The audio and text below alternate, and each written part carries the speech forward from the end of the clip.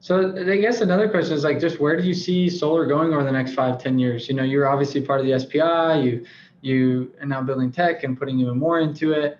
Some people have the opinion like, hey, solar's done after the tax credits go away. And some people have the opinion of like, we're just getting started. So I'm curious your outlook. Being in it since 2010, you probably keep your ear close to the ground. So like, what's your outlook on solar?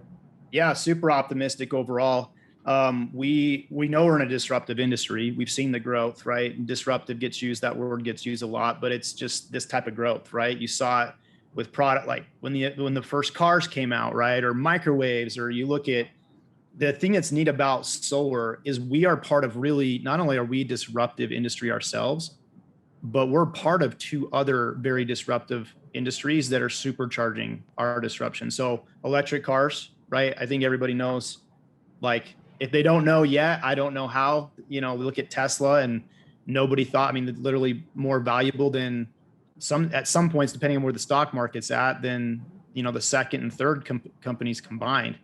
So you look at electric vehicles, and that you talk about how much energy it's going to take to transfer all the transportation from combustion engines to electric vehicles. That's going to require a lot more electricity.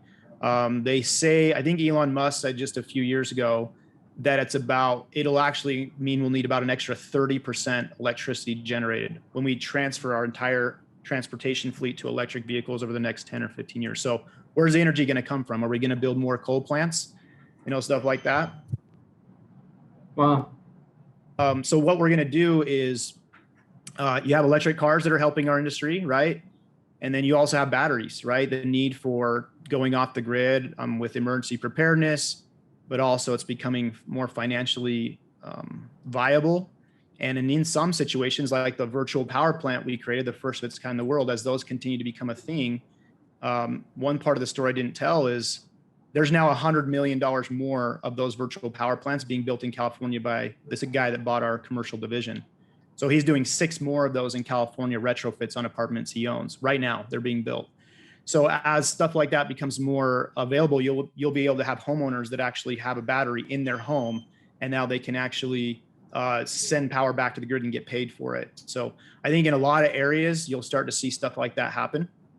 And so we have disruptive technology in batteries, cars, electric cars, and solar. So I think we're here to stay. But as far as like the tax credit, I always start off with the easy one, which is, guys, power rates are going up by 5% ish every year.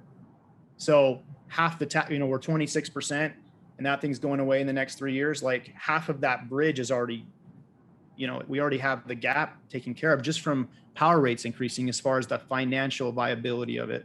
You have soft costs like finance fees are going to have to come down, stuff like that. People will tighten the belt as we get closer to that.